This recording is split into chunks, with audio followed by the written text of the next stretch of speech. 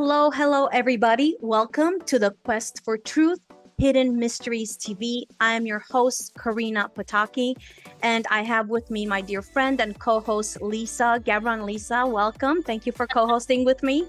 Thank you. It's great to be back and great to have our guest with us today. So I'm so excited. Oh my goodness, you guys, I'm so beyond thrilled to have this incredible man with us yet again. I've had the privilege and the blessing to have him on. This will be our third time. And I know many of you guys do not need an introduction for Sasha because you've seen him on his platforms. You've seen him on many other platforms, maybe on our platform. But for those of you that do not know who Sasha is, just a little bit, I want to just introduce you to this incredible gift to humanity. You know, he has been a voice of truth, speaking it boldly, unapologetically.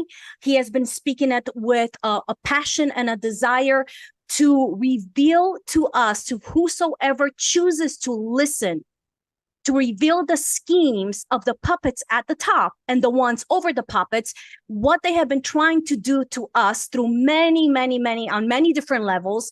And he has been such a bold voice of awakening.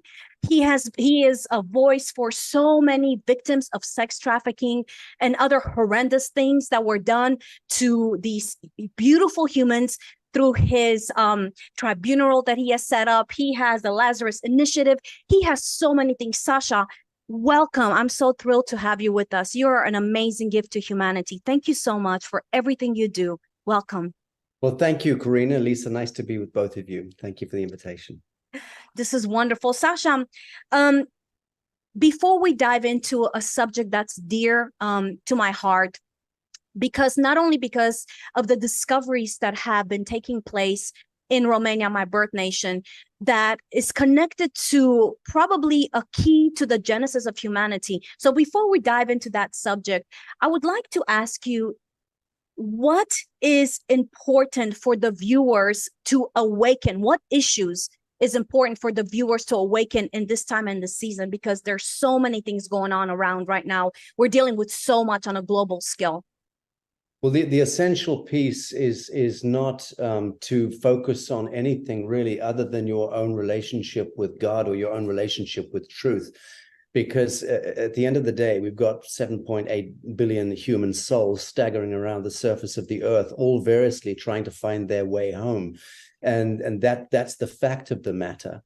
And we're living in a sense a holographic field of third density temporal reality, which means what? It means that anything goes. There are no rules in that sense.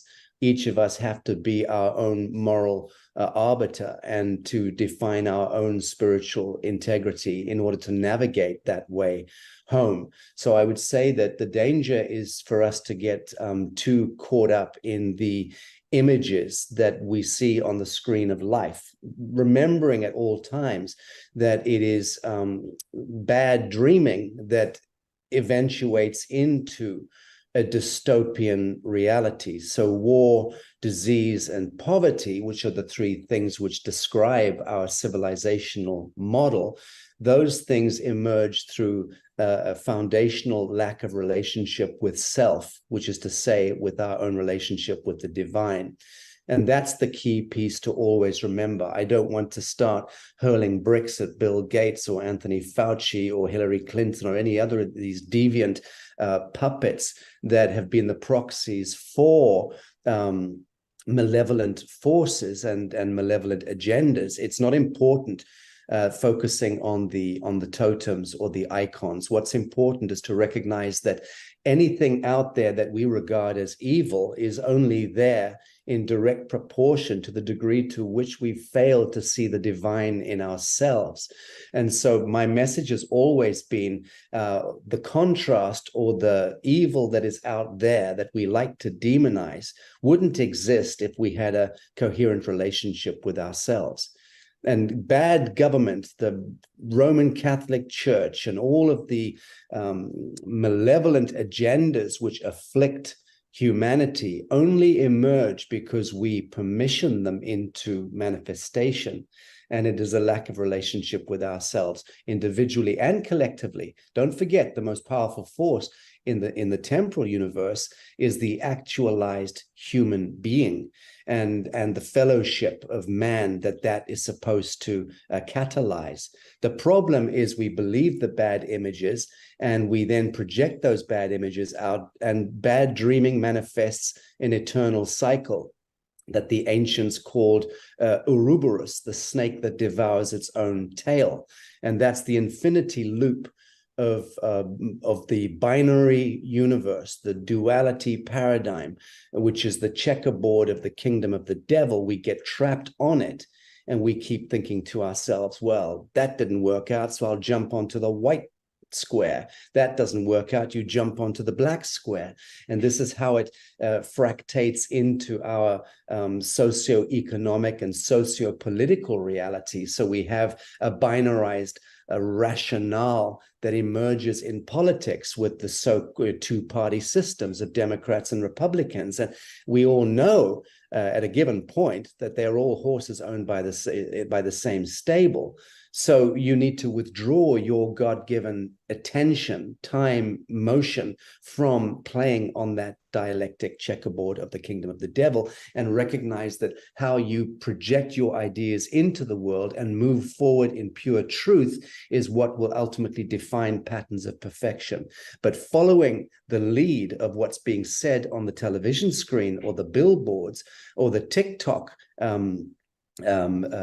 improvisations, none of that is going to steer us back home. Wow. And so, oh my gosh, what you say is so powerful. And you guys watching, I want you to hear the words that Sasha is revealing and releasing to your spirit. Grab a hold of it, because Sasha, we are in a season of the apocalypse, which is the great revealing. And you know, religion unfortunately has played such a horrible, demonic card in keeping the human, keeping us bound from knowing who we truly are, because we were always taught the power is out there.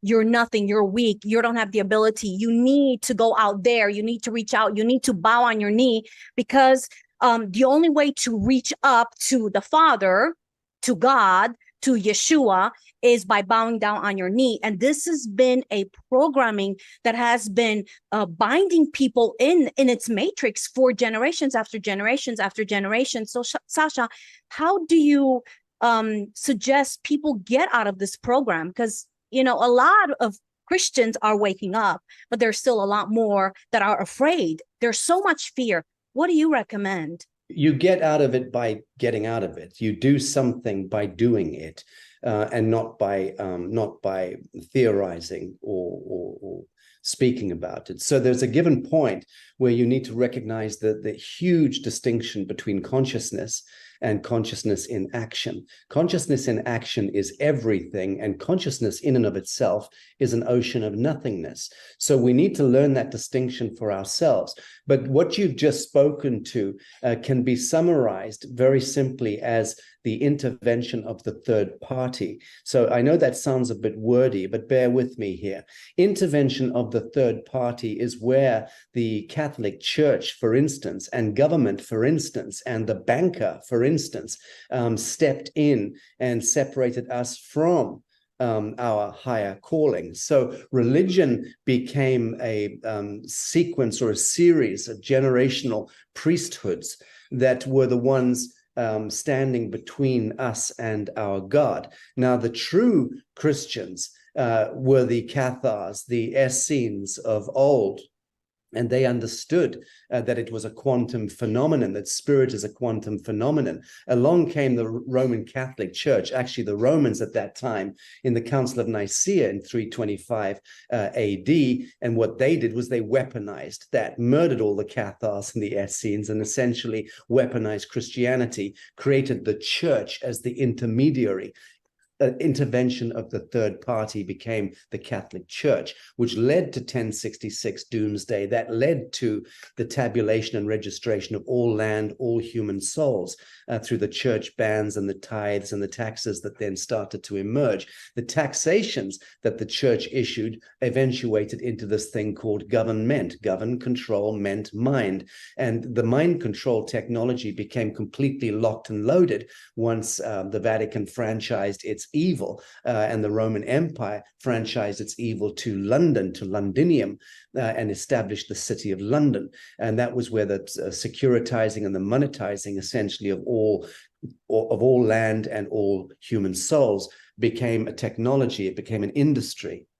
That then eventually ended up with the launching of the 9 gates of hell, or the opening of the 9 gates of hell, around about 1500, when Hernan Cortés landed on the shores of Mexico, planting a papal flag, again on behalf of the Vatican. But it was the Vatican and the crowns of Europe that were now in a kind of collusion exercise to take over the whole world. So the Vatican had usurped the goodly kings, in a sense, and imposed their own satanic or Saturnian logic into the kingdoms of Belgium and France and Germany and Portugal and Spain and England, and gave license to those kingdoms to become the third party, again, interloper. And those kingdoms went forth, planted the papal flag, conquested the land, started genociding the black skins, brown skin, red skin, yellow skin people of the world, conducting the gravest and most widespread genocide in the history of this world that we have in any kind of a record. And that 500 years of Saturnian, again, Luciferic, Saturnian, satanic genocide conducted really under basic due process of governments, kingdoms going out and laying claim to the new world on behalf of the Vatican and planting the Vatican flag. That was really, again, a technology, what was being imposed, a kind of massive control, civilizational control technology. And that then led on to the formation of District of Columbia, the weaponizing of the Americas, the consolidating of military and intelligence power in Washington, D.C. So you've got that trifecta again of the Vatican City, of the London City of London, and of the District of Columbia, which is again a private principality. So those 3 principalities seized all temporal power, spiritual, religious, financial and economic, and then military and in intelligence. And that was really the consolidating of evil empire, of what I call the parent corporation. So the parent corporation now is a supranational, transnational clique of black nobility, so to speak, bloodlines that have been curdled blood. These are not the Christic bloodlines. These are not the bloodlines of the Magdalene and the Christ. They are the deviated ones, the usurped bloodlines, highly contaminated, infiltrated by, again, third-party intervention, infiltrated by lower archonic and demonic and reptilian forces. So that's the net of what you've got facing us today, with the alien invasion of human mRNA and DNA through vaccination programs, synthetic molecules being pumped into the air, the food, and the water.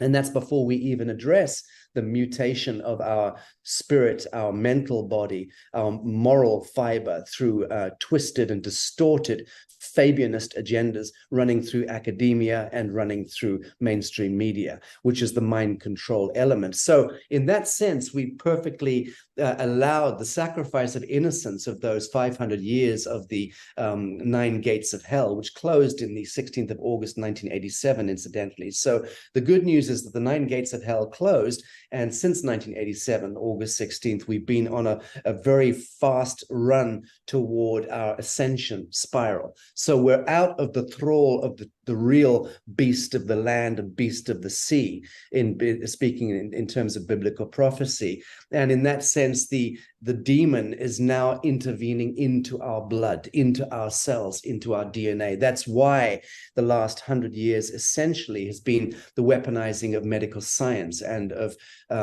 infiltration of DNA through, again, synthetic molecules, very clever stuff. That's how the devil has gained access into the human technology, through the back door, through stealth. And we allowed it to happen. And that's the point. Yes. The point is always, we rendered unto Caesar. Yes. That which Caesar said was Caesar's, but was never Caesar's. So rendering unto Caesar means taking the knee before Cronus, the crown, Cronus, the titan that devours its own young, the state, the crown. We've done this consistently out of reflexive fear.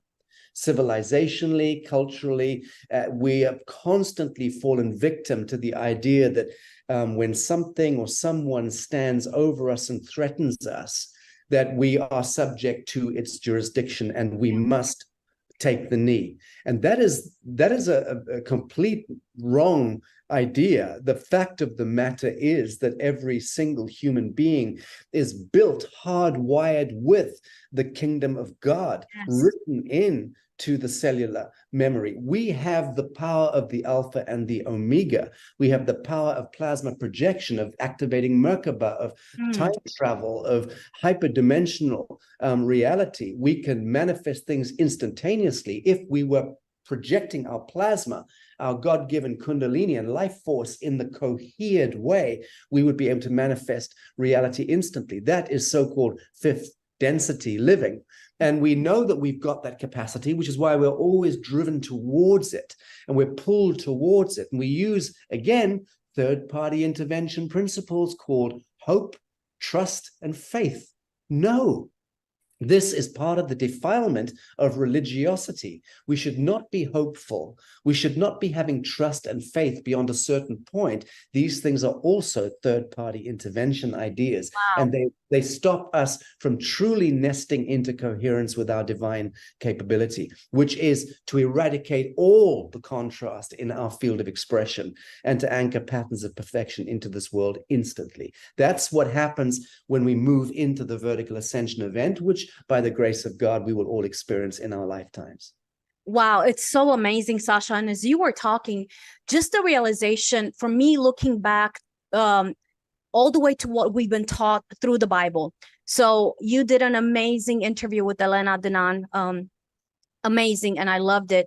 And so for me as a Christian, looking back at what we've been taught about this evil entity that has been masquerading as the Father, as God, which Yeshua clearly made a clear distinction in the scriptures, you know, because I can hear people going, well, you know, show me in the Bible. Where is it in the Bible? There's so much proof from what Yeshua said and what Yahweh said, the characteristics of what Yeshua said the Father is and who Yahweh is.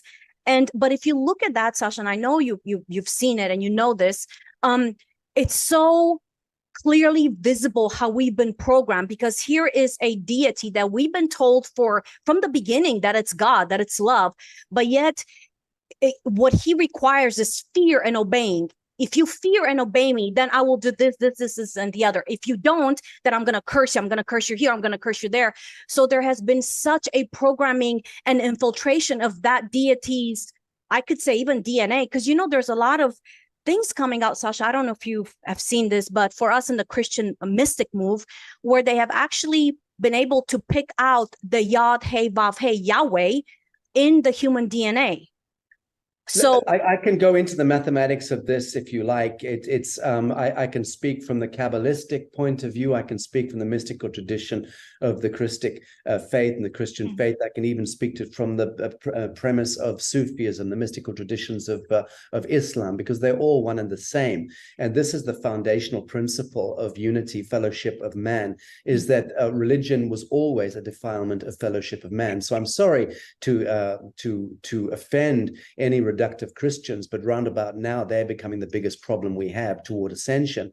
Reductive Christianity is nothing more, nothing less than idolatry. It is very, very disingenuous. It's incredibly stupid and incredibly debilitating civilizationally to still be hanging on to every word in the Bible. In the first instance, The Bible is open to interpretation. Interpretation is open to psycho-emotional reflex. So you're never going to get to any answer that is in pure truth. You're only going to get a subjective, psycho-emotional reflexive interpretation, whether it's the Pope or whether it's an idiot on a street corner. It doesn't matter. And they're both idiots in my view. So the point is, we need to step away from spells and bonds altogether. Now, if you can show me, or any Christian can show me, that Jesus walked around quoting out of the Testament, quoting out of the Bible. No, the man was the living gospel.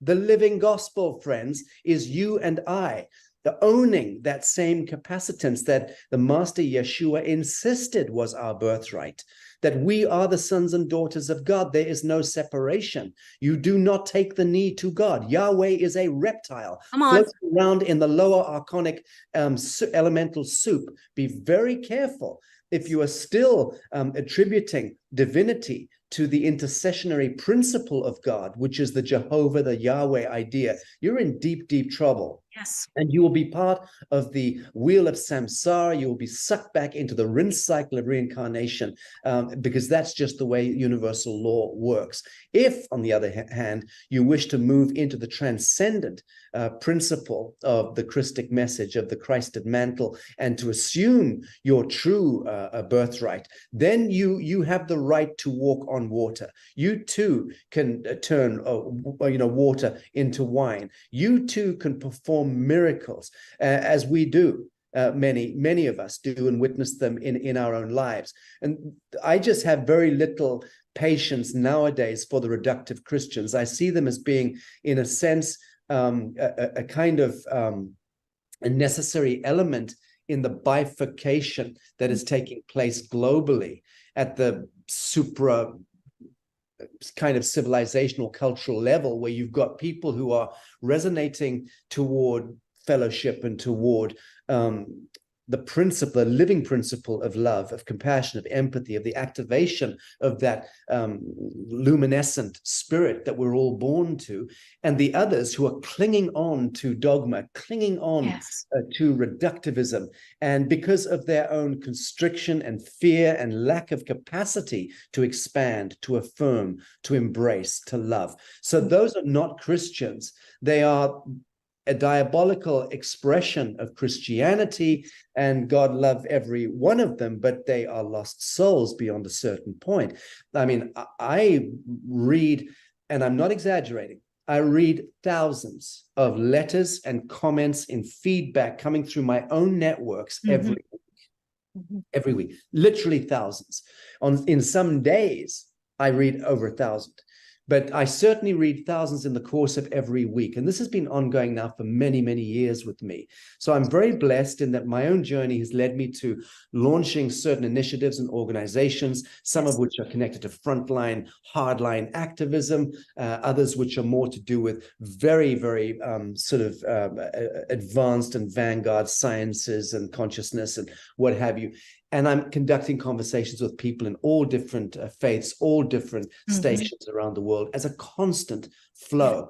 So I'm in a very unique position to get a litmus test at any given time of where the pulse of humanity is at. And I can tell you, we're seeing that bifurcation. Anyone who is clinging on to dogma of scripture, scriptural dogma, you're in deep trouble. You need to now transmute and transcend the written word into the living gospel. If you fail to do that, you'll likely perish, because this is the great reckoning. And again, there's no victim in any of this. There's no victim. You know, even I speak to survivors and of human trafficking and ritual sacrifice. We've taken testimony in the International Tribunal dozens, hundreds of times, but to dozens of survivors of ritual Satanism, people who themselves were laid out on the slab in sacrificial ceremonies, and were saved because of angelic entities that literally came out of them in the church, in the crypt, in that particular black mass. And the angelic forms prevented their sacrifice, at which point the Babylonian priests or the Satanists who were conducting the rituals stood back and simply went, "Oh, fuck it," you know. He's one of them, she's one of them. Nothing they can do. You see, no permissions are granted beyond a certain point. but you have to be wearing your Christed mantle. And this is the word I've been using, the term I've been using in the last 6 months, 9 months, because increasingly I see it as that. I see, you talk about the armor of God. What is the armor of God? Come on. The armor of God is the Christed mantle. And the Christic or the Christic mantle is what emanates as plasma out of our activated DNA. Yes. So when each one of us is simply standing in pure truth, which is to say, standing directly under center of sun, casting no shadow in this world, and speak. You don't need to know everything. You don't need to know how to decipher the Gospels or how to decipher the numerology or the sun, moon, and stars. You don't need to be clever. You don't need to read books and spells and bonds. You simply need to be a good human. You need to stand in truth. And if you do that, you conduct right action. And right action and pure truth become a self-fulfilling, self-revealing, self-fulfilling path. And that's what activates this mantle. And that's where your Daniel in the lion's den is activated, and you're able to move with impunity. People are asking me, well, how do you fly around the world? How do you move around and deal with all these people and deal in dangerous situations and constantly you must be controlled opposition because, yeah, you could take that position on me, and I get it. I mean, intellectually, I can understand why someone would say, well, how does he get to do all this and say all of that and still manage to, well, I've had the guns at the head. I've been poisoned. I've had horrible things happen to me. But even at the time those things were happening, I was aware of that mantle of protection that I had. And it was the knowing of that mantle that prevented the bullet from leaving the chamber, because that's actually how it plays out. Because when it comes down to the wire, I'm the one who grants the permissions or not. Now, in the case of a ritual sacrifice where you've got, again, a babe being slaughtered on a slab in a black mass ceremony, and that does happen, and that has happened countless times, but you have a different covenant at work there. We may have touched on this in a past interview. I don't know, Corina, but it's a very sensitive subject. But I've learned over the years that the sole covenant that exists between that babe on the sacrificial slab and the Babylonian priesthoods in that event horizon, who's really in control? It's not the priests. At the soul covenant level, it is the one offering up their blood for sacrifice, because that becomes the light seed that will plant in the heart of darkness and ultimately turn the fabric of spirit against these creatures in their own misgivings, in their own forlorn and woe-begotten dark world. And that seed will eventually gestate inside them and will be the point of redemption for those that choose redemption. And you will always choose redemption. And I'm going to give you another example here just to round this off. And this is, again, for the Christian mind to wrap its head around. If you want to understand the message of Yeshua, if you want to understand the meaning of absolution, forgiveness, redemption, and then salvation, you have to pay attention to this. A Babylonian priest or a generational Satanist was himself or herself butchered from the age of 6 months of age. They were bred into these generational families, drinking blood and conducting black magic rites. They were sodomized as youngsters. Many of them die because of gangrene and sepsis that sets in because of the rape and the sodomy, which is a constant thing. Now, just figure, by the time they become 30, 35 years old and they're taking on their own dark mantle in their tradition, and they're moving forward, as many of the families in Washington, D.C. are generational satanic families. They've leveraged themselves into power all around the world. The Vatican is rife with Satanists. The royal houses in Europe are rife with Satanists. Okay, academia, mainstream media, the banking fraternity are rife with generational Luciferian and satanic families. Fact. But you have to figure that every one of them were inducted into it, programmed into it, traumatized into it. So at what point do I choose to absolve, to forgive, to redeem? That was the point of the life of Yeshua. That was the point of his entire existence, was to come in and say, I am the line in the sand. I will be the point of absolution. I will receive the witchery and the wickedness of the entire Roman Empire. I will receive all of that in one heart, and I will forgive it. That's the power and the majesty. And I'm not saying that we should just let off all these deviants. There's a lot of reckoning that needs to happen. A lot of remedy and justice needs to be conducted in the days ahead, because as Babylon falls, and sure, it is falling, it is absolutely tumbling in front of our very eyes if we can see it. I was saying this to a group yesterday. In fact, yesterday I was speaking with the Surgeon General in Florida in a wonderful private meeting with him and his wife, and I was speaking to the fact that, look out there, what do we actually see? We see District of Columbia inhabited by a febrile, demented, Alzheimer-riddled sock puppet who, I have nothing kind to say about that man because he's led a hideous life. But it's a sad circumstance to watch any old fool gibbering around and falling over on the world stage. But it's a hollow man. It's a hollow vessel. It means that the tip of the spear of Washington is already vacated. There's nothing there. There's nothing there. There is only the apparatus and the statutes and the codes and the idiot technocrats and bureaucrats who are maintaining the fiction of that draconian control mechanism. The same thing applies to the Vatican. You've got a febrile old moron in a wheelchair being propped up with injections on a daily basis. I'm hearing this directly from a cardinal in the Vatican, incidentally. So that deviant creature, the Pope in Rome, is being kept alive in order for the executive pen to continue to fulfill as many remits as the Babylonian priesthood wanted to. But there's nothing there.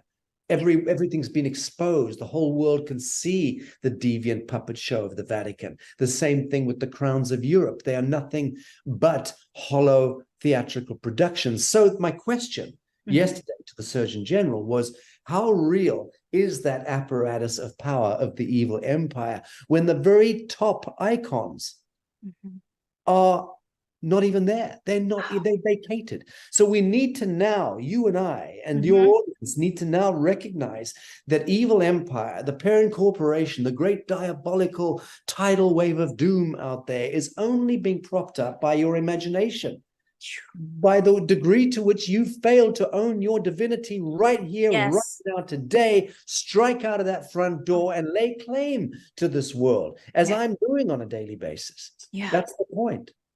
This is huge. And before we shift conversation, you said something, Sasha, that I've been saying for about 4 or 5 years. You're talking about choice.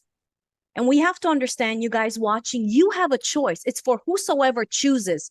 Your choice chooses you. So your choice, the choice that you choose to make, is going to choose if you're going to walk into this freedom, into the divinity that's inside of you, or if you're going to continue to be bound in this construct and this illusion that has been masquerading around and telling you that you need their help or that you're less than. So if you hear Sasha, everything he's saying, please understand you have a choice. Exactly. Nobody can force you. You know, we're not here to force you. As I said many, many times, Sasha, he travels all over the world, speaking from the top of people, you know, in power to the lowest, to the ones that, you know, the ones that were, watch what I'm saying, were victims. They're not victims. So he is traveling around to present something, to present the truth, but it's your choice what you're going to do with this truth. Listen, do not let fear, if you feel fear telling you, no, I cannot put the Bible down. I'm sorry. I cannot look and see the proof that it's out there because I've been told that the word of God is the Bible. If you feel that, I just encourage you, do the opposite, push against that fear and do what fear tells you not to do. So we have a choice, you guys. You have a choice. Sasha, this is incredible. And I get very passionate when I hear truth. And I used to apologize for it, but no, I don't apologize for it. So now, Sasha, just shifting a little bit, we don't want to take too much of your time, but you have been going to Romania for over a year now, quite a bit. And it has been brought to my attention, this book series called the Transylvania book series, written by Radu Sinemar. And I was in awe because I don't want to get into details right now, but because of certain memories that I'm getting from a child.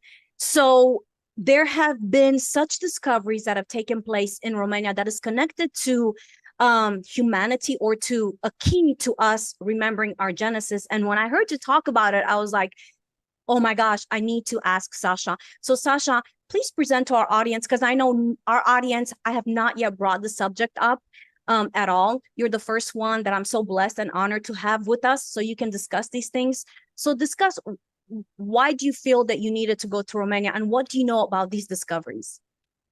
Well, as anything, I get led to things spontaneously by relationships that emerge. And with Romania, I've been going to Romania for 2 years, and I'm now so deeply involved in Romania to a great extent. As you know, I do a fair bit of media every time I go out there. It's pretty controversial stuff. Yeah. And wanting to continue to participate in revelation in that part of the world. Why? Because there are things that the world needs to know. We need to understand, number one, why it is that Romania has been so disenfranchised, in a sense, culturally, and marginalized intellectually by the Western world. Why would they do that to a country which gives birth to the greatest academics, the greatest linguists, the greatest geneticists, the greatest mathematicians that the world has, are issuing more or less out of Hungary and of Romania? That part of the world is giving birth to incredibly brilliant people. What is it that's in the blood song of these people? Well, it's connected to the noble bloodline and the fact of the matter that Rome was named after Romania. Now, all you need to do is educate people to that fact. Rome was named after Romania. Okay, Romania did not come after Rome. Right. And the Latin is predicated on the Romanian language, not the other way around. Okay, now go back and do the math. So why is it that they're obscuring the genesis point of Romania and the importance of that geolocation? Well, probably because of what's hidden in the Buceci Mountains and kept under military secrecy. The incredible finding some years ago of the alien base in the Buceci Mountains, which is not so much an alien base as the Adamite Genesis laboratory of the Adamites. I mean, if you ask me, that's the best evidence yet I've seen. And I've seen photographs of the inside. I've published the photographs of the inside. I've come under fire even by the Romanian ombudsman right now in media, slamming the television network that allowed me to publish and expose some of those photographs, because it's all part of this secrecy, this covert secrecy that the idiot Romanian fiction government are pretenders, playing the same satanic European Union game and European central bankster game, deviants, the lot of them, and they will see their judgment in the fullness of time. But it would be good if the Romanian people woke up and got a little bit angry. So many years of being bludgeoned into submission by tyranny, one way or the other. And then, of course, we have to look at the story of Ceausescu. And, we're told one story by the Western world subsequent to the toppling of Ceausescu. And I learned a very different truth from generals, five-star generals, people who lived with him, were with him at the breakfast table with this family. I begin to learn that this was actually a very, very good patriarch, a challenging time for anyone to be in power in a country like Romania. But what he was trying to do at the time was to retrieve his country from the jaws of these Sabbatean, Khazarian usurpers. And he did it by tightening the country and reining it in and setting up the Stasi and being very, very kind of hard and iron-fisted about how he contained the country to try and retrieve it from the devil. And he managed it. I mean, to some extent, he got Romania out of indentureship to the IMF, to the central bankers before any other country. Now, that was an incredible historic achievement for which he should have won the Nobel Prize and been accoladed as a hero of all time. But no, the conspiracy then by the House of Rothschild and the parent corporation to demonize him, take him down, set him on fire in broad daylight, and start a monstrous PR campaign that he was a tyrant and oppressing his people. Of course, the liberal intellectuals in his country were being oppressed. Liberal intellectuals are always the problem. because they are the ones who are the beneficiaries of the status quo. So when someone like Putin comes along and bumps the oligarchs out the way, they are the liberal intellectual class. They get very pissed off about it because he's taking what they've stolen and trying to redistribute it to the people.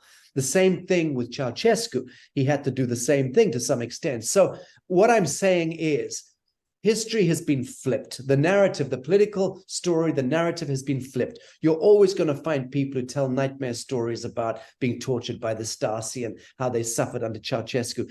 Today, you're going to hear the same thing about Vladimir Putin. You heard the same thing about Colonel Gaddafi. You heard the same thing about Saddam Hussein. You hear the same thing about all these various tyrants, Bolsonaro in Brazil, all these hard tyrants who are actually good humans, good fathers, good grandfathers who go, that's it. I'm in power. I'm going to use this power to retrieve my country from these Carpathian globalists before we've completely annihilated my culture and my people and overwritten the blood song of my ancestors. So it's a very difficult thing for any real human to get into power, like Donald J. Trump. You know, Donald Trump is the classic living example right now. They're weaponizing the whole of the law book and the statutory almanacs. They are weaponizing everything against Donald Trump to try and have him put in prison for life in spring of next year when he goes to trial. For what? For disagreeing with the findings of a rigged election. Yeah. He simply disagreed with it and stated his opposition, but he left like a gentleman. He left that day like a gentleman with his family. But because he then disagreed with it, they want him dead. They want him dead and buried. And if they can do that to Donald Trump with a few $1 billion lying around on a private jumbo jet and a private army, much less the fact that he's got 100 million Americans with guns who would stand up if he told them to, what would they do to you and me? You see, that's the point. We've come to this precipice of real tyranny. And who they were telling us were tyrants were not tyrants. They were the custodians of good people like Ceausescu. So again, I wanted to wrap that story up because I'm also one of those liberal intellectual fools who 10 years ago, 15 years ago, I was using Ceausescu and demonizing him and using him as an example of all that was wrong. And I got it completely wrong. But I'm man enough to have learned that now and understand the inversion that was used. I just say it's very important that we don't make the mistake of continuing to play into. Romania needs to be an example to the world, actually. If the Romanians were to be true to the blood song of their ancestors, they would rise up in one instant. If the Romanians were to remember the majesty of their blood song, they would stand up in one day, and they would overthrow the satanic government, and that would be the end of the European Union, incidentally, if Romania stood up, because Romania has got a seminal importance that the song in Romania carries through all of the Balkans, up to Turkey, throughout the whole of Europe. It's a really important country, which is energetically, hyperdimensionally, subdimensionally, which is why it has been the utility of these devils, and they've again marginalized it, and they've relegated the idea of the Romanian to be some dirty immigrant who's kind of hacked their way into living in England or are living in some Romani caravan on the outskirts of, you know, blah, blah. That's what they want us to think about Romanians. And yet if you go to Romania and you spend time there, as I do, and you see just the architecture alone, my God, this ancient Tatarian golden age architecture, the remnants that you can still see there, that place was the center of all the noble kingly lines. That was told to me by a very high-ranking Illuminati, incidentally, about 2 years ago. And I spoke to this individual who is the highest ranking bloodline in the Middle East, okay, carrying the bloodline of the Jesus, of Moses, and of Prophet Muhammad in their blood. And that patriarch, so-called Illuminati of that very, very powerful family told me, he said, oh, we've always known that, Sasha, we've always known that Romania is the epicenter of all of the kingly bloodlines. Wow. Isn't that interesting? So, Sasha, you know, I have learned so much more about Romania. I've only lived in Romania. We came to the US when I was 9. So a lot of the history that now I know is because I've studied it way after. So, but I've learned that Romania was called the land of the giants. We have so many fairy tales that I remember. I love fairy tales. My mom would read to us fairy tales. And it's so filled with the giants. And, then I found out that Romania is known as the land of the giants. The giants are the keepers, the protectors, the gatekeepers of these mysteries, these truths that have been held for a specific time. So what do you think that Romania holds that the globalists are, because they have, they have they have taken over that region. And for you guys that don't know, the Bucegi Mountains is basically the Carpathian mountains that go around Eastern Europe, and this particular ones that we're talking about is Romania, and the Carpathian mountains are known as the Alps of Eastern Europe. So there's a mountain region of Bucegi in these Carpathian mountains that kind of go in a circle, if you will, over Romania and then extend to Eastern Europe. So Sasha, what do you feel that it's holding? I know what it's holding, but for our viewers, that is so huge for humanity that they will not let people go in there, including Romanians. It's their land. Well, I'm sorry to say that I don't have the photo file on my desk, because otherwise I'm going to say, just let me share the screen and I can actually bring some of the images up. You can share it with us, Sasha, and in the editing, yeah, that's fine. Maybe I'll do that. I'll send the photo file to you. You can put some images in. That's a good plan. So the idea is this, that the images that you will be able to show here demonstrate clearly that giants lived in this and were operating inside this laboratory facility. We're talking about, I can't remember, it's over 1.25 kilometers high, the ceiling of the cave. And there's a pyramid inside, I think that's over 600 feet high, over half a kilometer. It's insane. The inside of this cave system in the Bucegi is vast. There are tunnel systems that are so bizarre, the engineering, the design of these tunnels, and they purportedly go to all the other continents and link the continents. I believe it by seeing what I've seen. There are effigies and totems and things that are so alien, metalloidal. I mean, just weird. And that's clearly demonstrated. In the laboratory, you've got a table that is 3.5 meters high. And that's clearly a laboratory table where giants were at work. What were they doing? Were these Enki and Lil and Ninhursag? Were these the Nephilim? Were these the Anunnaki, the sons and daughters of Ra that came to this earth on Nibiru on a 3,600-year elliptical orbit, where for 200 years they spin around our sun and then flick out again to head to our binary star. But in that 200 years that they're flicking around our sun in the inner solar system here, they jump onto Earth and holiday here. It's like a weekend every 3,600 years, because we know it's a 200-year period that they're on Earth every 3,400 years. So we have if you study the graph, a lateral graph of archaeology, of discovery, of history, you see 3,400 years, and then there's a vertical jump in our technology. And for 200 years, then at 3,400 years, nothing really happens. And then boom, a 200-year elevation where all of a sudden we're building ziggurats in the desert. And then 3,400 years, nothing happens. And then boom, we're sending men rockets to the moon. So what's causing that?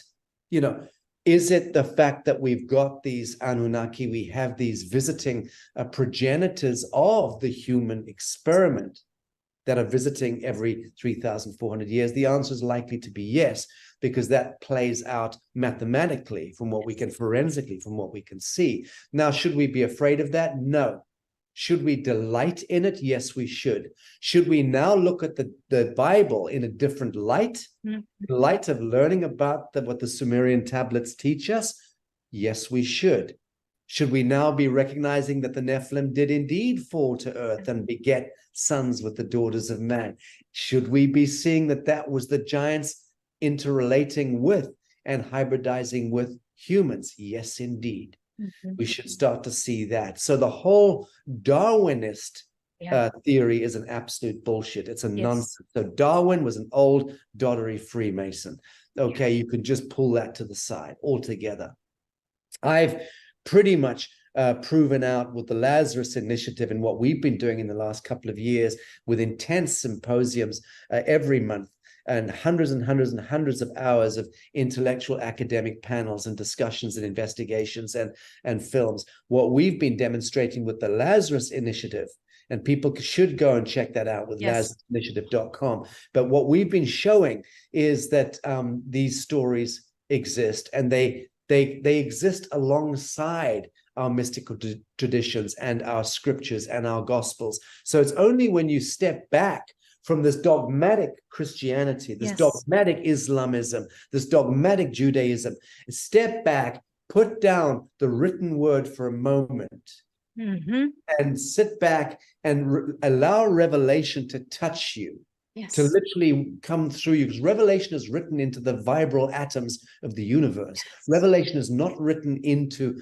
a book with spells and bonds in it. The letters are important. Hebrew, Aramaic, Sumerian, cuneiform, they're important. The scripts that we evolved, that became Aramaic and Sanskrit and Hebrew, they are very important scripts, because those scripts are also fractals of the higher truth. So I'm not diminishing the importance of the sacred text, the sacred scripts. Please don't get me wrong. They're vitally important, but not as important as us simply holding them to our heart or putting them under the pillow and allowing the emanation to come through them, not the subjective interpretive bullshit, because that's what's drowning us in chaos and white noise. We need to now just reveal the emanations of the sacred texts and offer ourselves up in surrender, which incidentally is the true meaning of the word Islam, just to surrender to revelation and to allow the living word of God to become the living gospel, and you become the living testament. That's the point of the human technology, of this incredible temple. This is the temple, okay?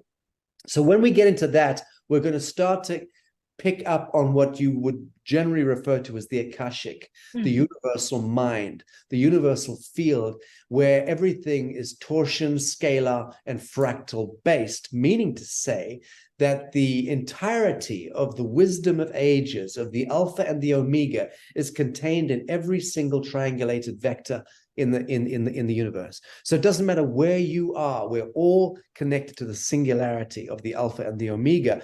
And when you learn to cohere your state of witness in that singularity without judgment, and this is where withholding judgment becomes vital, then you can take the throne of witness only when you stop judgment. When you cease and desist from any condemnation or judgment whatsoever, you are now a child of God. You can take the throne of witness. In taking the throne of witness, you can literally tap into the universal mind. The Alpha and the Omega become your divine mantle, and you can see history. You can see archaeocosmology. You can see the song of the ancestors, because it's there. It's all here, all at the same time. And curiously, I use a conundrum there, because it's actually timelessness that I'm describing, but you get my drift. Yes. Romania, to answer your question, is probably the geolocation most closely connected to that singularity. Why? Because it appears that was the laboratory of the Adamites right there. Wow. Sasha, let me ask your opinion. When do you think that the discoveries that have been found in that land will be able to be allowed to be seen? I mean, you're going to love my answer. When you stop paying personal income tax to a satanic government, that is when Come on, people. When you stop rendering coin to Caesar, stop paying personal income tax. That is a satanic ritual that you're all participating in. Oh man. Pay your business taxes, people. Pay your business taxes. Pay your merchant taxes, pay mercantile taxes. That is right and proper. Do not pay personal income taxes, and get rid of government. Government doesn't serve human beings. It only serves the devil. Government doesn't even exist. It's a fiction. It's a complete fiction. I've met with enough presidents and prime ministers, ambassadors, plenipotentiaries, ministers, envoys, attaches over the last 24 years. I've met with thousands. I can tell you now, government doesn't even exist. It's just a fiction, an idea propped up by a ignorant bureaucracy and technocracy with statute books that are drafted by idiot drones calling themselves legislators. Anyone who's working as a legislator today is by and large a utility of the devil. There are a few good ones, I have to say, and I'm relying on them in some of the work that I'm doing right now. Yes, sure. But in the main, anyone who is still holding on to the seal of office or standing behind the oath of office are participating in ritual sacrifice of innocence, because that's what the COVID program is. It's a ritual harvest of humanity, a ritual sacrifice of innocence. And anyone in the status quo who is participating in that theater will carry a very, very heavy burden and debt of karma. Wow. Well, so what you're saying is do not pay personal income tax. Pay your... Never. Under no circumstances. There is no law that requires you to do it. Absolutely. There's only a statutory deception that is used by these idiot technocrats to try to trick you into believing that you are required to. And then, of course, they weaponize the infrastructure so that if you don't, they make it incredibly difficult for you to walk out of your front door in the morning. Sure. They make it very difficult for you to do anything. But the point is, the more we acquiesce and allow those infractions and infringements against our civil liberties, the more the overreach continues. So it's 6 of one and half a dozen of the other. At what point do you say enough is enough? Yeah. I choose not to suffer. I choose now to simply withdraw from this pantomime. What are they going to do? If 10,000 people stopped in one day and all went on the front foot and filed a claim for the return of their personal income taxes because the government illegally stole them from them, that would clog the courtrooms up and the judiciary would fall over, which it probably needs to do, because the judiciary is a black bench. All it is a draconian task force that's out there enforcing the enslavement and the penalizing of good humans. I mean, 95% plus of people who are in prisons don't belong there at all. That is a harvest of humanity. That's a ritual sacrifice right there. Can you imagine the misery of the literally tens of millions of human beings around the world who have been incarcerated, taken away, ripped from the bosom of their family and thrown into prison cells? They're being tortured and sodomized and starved and poisoned behind steel curtains that we can never look behind. And we allow it. Why do we allow it? Why is Julian Assange, the greatest hero in journalism in the last century, why is he rotting in Belmarsh prison in the United Kingdom whilst Prince Charles teeters around clinking his fucking cognac glass with world leaders? Excuse my language. It's an absolute outrage that any human being sanctions that and allows that insane dichotomy to exist. And yet, what are we doing about it? Yeah. We all just fall back on the sofa exhausted and think, well, I'm just going to try and get through the day because I don't want to flag myself up. So I'll pay my tax and I'll wait for my neighbors to stop. And this is the problem. So friends, we are all of us participating in the orgies in Sodom and Gomorrah, because we're participating in it by rendering unto Caesar. It always comes back to that. Wow. So basically, Sasha, what you're saying to the viewers is stand up and do something that gets... How can they do it, Sasha? Because I know I feel by doing it, Corina. We're going to get into the same thing here. By doing it, you do anything by doing it. You can't keep asking the question why or how. This is the problem with humans. We are drunk, intoxicated on asking the question how and why. So true. We need to stop asking the question how and why and go and stand in front of a mirror. Simply look at yourself in a mirror. The terms how and why disappear when you actually see yourself. Because the moment you see yourself in the light of God and you recognize that you have all the answers hardwired into you, just go out the front door. Just stop participating in the theater. And let me just add to this. In every country is every government is subject to the same uniform commercial code, UCC law. So if you've got the time to surf the internet or TikTok, or social media, or watch Netflix, or get drunk 5 nights at the tavern, then you've got the time on your hands to actually brush up on UCC, Uniform Commercial Code.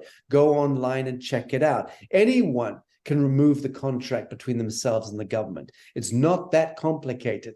It's very simple procedure. You need to learn about that procedure. You need to do that procedure. And you need to come together. You can terminate the contract with the government anytime you like. Okay, we're teaching that in the New Earth University. We've led about 20 semesters, I think, by now. Very successful. I'm about to do some work with an incredibly brilliant American guy who I met for the first time 2 days ago, but I've heard about for many, many months. And he is, I believe, the lead figure in this part of the world in teaching people how to completely terminate any tax liabilities, step away altogether from any indentureship with the government, get yourself a 5-star diplomatic passport, and contain yourself as your own government, your own micronation. This is where we're getting to now. I'll be making a lot of noise about this application or this technology in the next few short months. I've been on it for 10 years. Since 2013, I declared the New Earth Nation, my movement, as a micronation. It is a micronation. And I'm now going to take it even further and learn about how and start to teach how everyone can become a micronation and a government. And that'll be forced to be recognized under international law. Many people are doing it right now. It's a kind of a dirty secret, but everyone, in a sense, needs to learn how to do it. So the thing is, in that sense, not to go head to head with the government. In that sense, you don't want to declare war. You have to be peaceful. Right. And that's part of what I'm learning. I'm naturally born to wield an axe and to go straight into the front of something and start hacking heads off, because I'm hardwired to do that. And I'm not afraid of doing that. But I'm beginning to learn temperance even in my own kind of battleground. And that actually, no, it's okay. In that sense, we've already conducted the battle effectively. We've got to this point. We're still breathing. We're still communicating. Babylon is falling. I'm now trying to summon the will of people from this great sleep into active consciousness in action. But we're at that pivotal point now. And let me tell you, governments, I said this in 2014, the governments would be over within 10 years. I'm more or less on track. I might be 1 or 2 years out, but I certainly was the first time I'd ever heard anyone saying it. When I said it in public, I thought, oh my God, what have I done? How can I make such a definitive statement? But actually, I was being prophetic, and I was correct, and I was entirely correct. We are seeing the end of government. Yeah, because I was going to ask you, what do you see happening in the next 2 to 4 years? So you're definitely seeing the beginning of the end of government. Yeah, we're going to see a kind of a sort of morphing of a supranational, transnational kind of cloud-based governance superstructure, which contains the digital twin of billions of humans or hundreds of millions of humans, and controls them, because those humans are ignorant and stupid, and they've allowed their straw man to be, or their trust to be owned and controlled by the government. So the all block black capital letters, you know, that you are playing along to when you get told to turn up to court. You walk into the court. Why would you do that? You know, why would you present yourself into their court? Why would you fill out the forms? Why do you register your children at birth? Why do you register your farm or your tractor to the fucking government? Why do you do any of that? It's insane. You know, so stop registering, licensing. You're giving ownership to the government of all that you own, all that you possess, including your own flesh and blood. Why would you be that insane? Why would you be that stupid? Well, it's because you are that insane, because you are that stupid. We've all been indentured into that. But now that you've heard truth and you're resonating with truth, you could see this another way. Step out of it. So to answer your question, there's going to become a kind of cloud, AI, cloud-based supranational government, which people by choice will affix to. People who are infantile, people who are not standing in the grace of God, will naturally gravitate toward that, will live inside the matrix, in the kill grids, in the 50-minute smart cities. They will emerge as a civilizational reality, and they will be entirely appropriate. And then there are those humans who will choose to step outside of the fiction altogether, will wear the Christed mantle, and will leave Sodom and Gomorrah, and will reclaim the living soil. So the 85, 90%, 95% of the green fields of earth will be reclaimed. The woodlands will be reclaimed by sons and daughters of God, and the idiot class of hybrid human will move into the smart cities and change their sexes and believe that black is white and white is black, and enter cloud cuckoo land until they too perish through the lack of sheer fabric of soul. So we're going to see, I think, a bifurcation happening like that. But I can tell you this much: sons and daughters of God will prevail. Yes, that's so powerful. If you guys hear what Sasha's saying, and I know you do, I encourage you, choose to be chosen. Your choice chooses you. Like Sasha said, stop asking questions. Just get up and do something. Do something that fear tells you not to do. I mean, it's high time we wake up. It's high time we play our role. It's high time we stop bowing our knee, stand up, go inside into the divinity of who we truly are, and from within reflect out. Sasha, this has been absolutely, absolutely amazing. Thank you so much for giving us your time, just sharing your wisdom with us. I love everything you do. And by the way, I want to say this publicly. The guy, and I have to put my glasses on so I can see, Marvin Atudore, that translates you in Romania. He's phenomenal. He does an amazing, I've never heard anybody translate like him. So I wanted to say that. But thank you for all you do, Sasha. So honor and appreciate you. Lisa, do you have any questions before we let Sasha go? Or I just wanted to say thank you, Sasha. So beautiful to be a part of this today, and especially to hear my dear friend from Romania, and then listening to you put these two together. And I'd ask you to stay on if you could give us another 30 minutes, and we can go pause, and we'll go over to the quest for truth. Can you handle the truth?